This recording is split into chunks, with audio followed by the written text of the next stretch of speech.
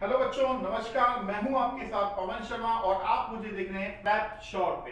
तो बच्चों, जैसा कि आपने देखा कि मैंने लास्ट क्लास में आपको कैलेंडर टॉपिक पढ़ाया था, तो अब मैं आपको जो पढ़ाने जा रहा हूं वो पढ़ाने जा रहा हूं डाइस टॉपिक यानी कि पासा। और बहुत ही मजेदार टॉपिक है बच्चों, आप एंजॉय करेंगे इसे। तो चलिए फिर हम लिख देते हैं, यहाँ पर डाइस टॉपिक लिख देता हूं। ठीक है, डाइस यानी कि पासा। तो देखिए ये आ चुका है, डाइस यानी कि पासा। अब ये क्या होता है, कैसे इसके क्वेश्चंस आते हैं। तो नॉर्मली बच्चों यहां पर मैं आपको बता देता हूं कि डाइस पर तीन टाइप का क्वेश्चन जनरेट होता है। एक आपसे अपोजिट नंबर पूछ सकता है कि कौन किसका अपोजिट है। दूसरा क्वेश्चन मार्क वाला क्वेश्चन हो सकता है। और तीसरा जो क्वेश्चन बनता है बच्चों, वो बनता है ओपन डाइस को पैक करना, ये वाला टाइप। ठीक है, तो चलिए बच्चों अब हम स्टार्ट करने जा रहे हैं डाइस। तो यहां पर आप देख रहे हैं कि डाइस का हमने क्या किया। सबसे पहले डाइस के बारे में मैं आपको कुछ चीजें बता देता हूं। जैसा कि आप देख रहे हैं, डाइस ये वही पासा होता है बच्चों जिसके साथ अक्सर हम सांप सीढ़ी और लूडो का खेल खेलते हैं। सांप सीढ़ी और लूडो का खेल खेलते हैं, ध्यान रखिएगा। ठीक है ना।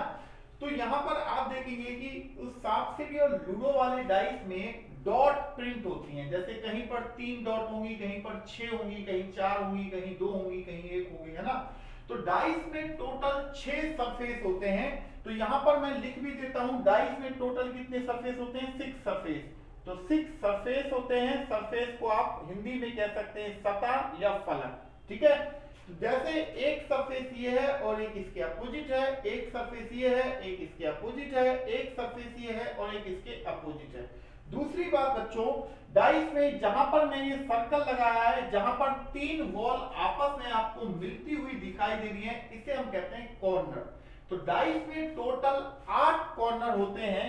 तो 4 कॉर्नर ऊपर होते हैं बच्चों और 4 कॉर्नर नीचे होते हैं। राइट, 4 कॉर्नर होते हैं, तो ये हो गए टोटल 8 कॉर्नर। राइट, अब तीसरा पॉइंट, जैसे कॉर्नर पर वो होता है जहां पर 3 सरफेस मिलती हैं, तो ऐसे ये जो लाइन है इस पर 2 सरफेस आपस में मिल रही है, तो इसे हम क्या कहते हैं, इसे हम कहते हैं बच्चों एजिज। तो डाइस में टोटल 12 एजिज होती हैं जिनको हम कहते हैं किनारे, एजिज यानी कि किनारे। राइट, तो कई बुक्स में ये बेसिक क्वेश्चन के रूप में दिया गया होता है कि डाइस में टोटल कितनी सरफेस होती हैं, कितने एजेस होती हैं, कितने कॉर्नर होते हैं, ये सब चीज पूछे जाते हैं। ठीक है, तो यहां पर ये चीज मैंने आपके सामने बता दिया। सरफेस आपके सामने ये है, एक टॉप के अपोजिट बॉटम, फ्रंट के अपोजिट बैक, राइट के अपोजिट लेफ्ट। ठीक है, 8 कॉर्नर आपके सामने रखे हुए हैं। और ये जो आप देख रहे हैं इनको हम कहते हैं एजेस, यानी कि 4 ये हो गई और 4 ये हो गए चुके हैं, एक पीछे और 4 सबसे नीचे की साइड हो चुकी है। तो ये टोटल कितनी हो गई हैं, 8। तो बेसिक क्वेश्चन मैंने आपके साथ क्लियर कर दिया है। अब बच्चों एक चीज मैं आपको बता देता हूं कि डाइस को एक 3 डायमेंशनल फिगर भी बोला जाता है, यानी कि त्रिविमीय आकृति। राइट, जब भी आप डाइस को देखते हो तो एक बार में आपको उसके 3 नंबर या 3 चीजें ही उसकी या 3 सरफेस को ही आप कैच करते हो।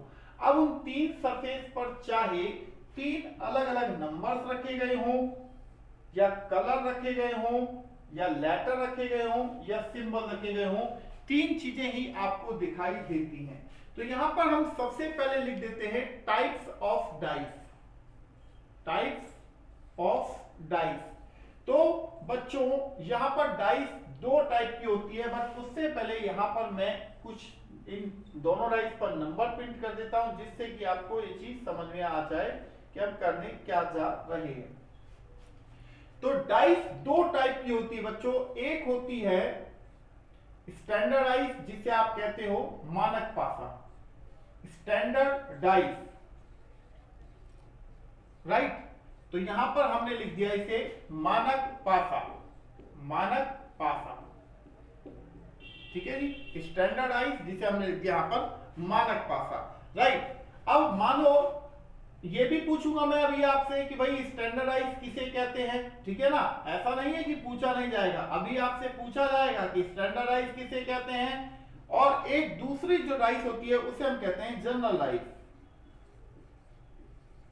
इसे आप हिंदी में भी कह सकते हैं, इसे साधारण पासा, इसे हम क्या बुलाते हैं, साधारण पासा बुला देते हैं। Point is clear. तो बच्चों यहां पर अब इसके लिए भी मैं क्या करता हूं, यहां पर एक क्वेश्चन जनरेट कर देते हैं, जिससे कि हमें क्वेश्चन करने में किसी भी तरह की कोई समस्या ना आए।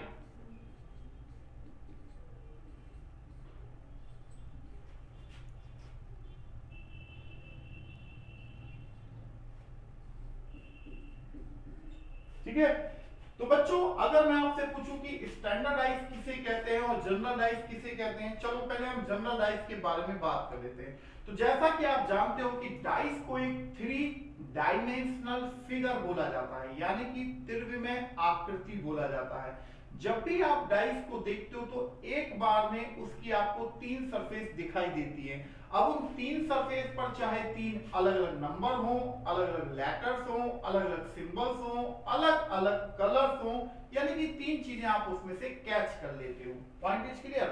अब ये जो 3 नंबर आपको दिखाई दे रहे हैं इन दोनों डाइस में, अगर इन 3 नंबर में से कोई भी 2 नंबरों का सम 7 बना दिया तो इसका मतलब यह है कि वो एक जनरल पासा है।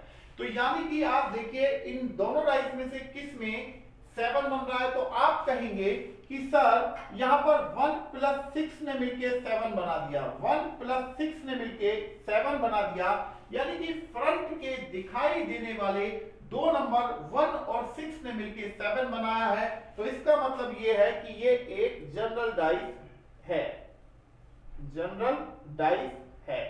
ठीक है, तो ये एक जनरल डाइस है। ठीक है। अब अगर मैं आपसे यहां पर ये पूछूं कि भाई इस डाइस को देखकर ये बताओ जरा कि इस एक नंबर के अपोजिट क्या नंबर है ना, तो आप मुझे 3 बात बोलेंगे। पहली बात तो यह है कि सर 1 का अपोजिट में कभी भी 6 और 4 नहीं होंगे, क्योंकि वो उसके पड़ोसी नंबर है। दूसरी बात आप बोलोगे कि सर चूंकि एक जनरल डाइस है, ठीक है, तो general dice, single general dice को देखकर हम कभी भी एग्जैक्ट ये नहीं बता सकते कि कौन किसके अपोजिट में होता है। अब 1 के अपोजिट में यहां पर 5 भी हो सकता है, 2 भी हो सकता है और 3 भी हो सकता है। तो इसलिए आप यहां पर देखेंगे तो यहां 5, 2 और 3, ये तीनों नंबर मैंने ऑब्लिक पर डाल रखा है। तो यहां पर आपने देखा कि पहली बात तो यह है कि जनरल डाइस है, क्योंकि फ्रंट के दिखाई देने वाले 2 नंबर ने मिलकर 7 बनाया है। दूसरी बात 1 के अपोजिट में 6 और 4 होंगे नहीं, क्योंकि वो उसके पड़ोसी नंबर है। तीसरी बात, सिंगल जनरल डाइस को देख के हम कभी भी एग्जैक्ट ये नहीं बता सकते कि कौन किसके अपोजिट में है, इसलिए 1 के अपोजिट में 2 भी हो सकता है, 3 भी हो सकता है, 5 भी हो सकता है। ठीक है, ये तो होगी जनरल डाइस के बारे में बात। अब स्टैंडर्डाइज किसे कहते हैं, जैसे जनरल डाइस में फ्रंट के 2 नंबर मिलके 7 बनाते हैं, ऐसे कभी भी स्टैंडर्डाइज में फ्रंट के 2 नंबर मिलके 7 नहीं बनाते। देखिए आपके सामने कहीं कोई 7 बनता है, 1 + 2 ने बनाया हो या 2 + 3 ने या 1 + 3 ने,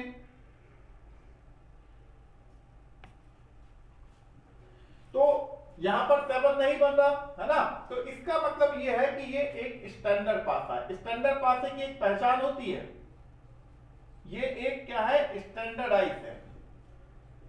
तो अब अगर मैं आपसे, अच्छा स्टैंडर्डाइज में भी क्या होता है, जिस पासे के साथ अक्सर आप सांप सीढ़ी और लूडो खेलते हो वो एक स्टैंडर्ड पासा होता है।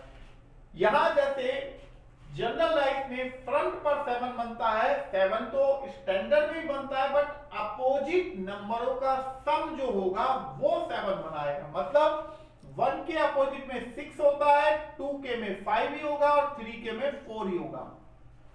जिस पासे के साथ अक्सर हम सांप सीढ़ी और लूडो खेलते हैं वो एक स्टैंडर्डाइज होती है, क्योंकि इसमें 1 का अपोजिट 6 ही होता है, 2 का अपोजिट 5 ही होता है और 3 का अपोजिट 4 ही होता है। पॉइंट इज क्लियर है बच्चों।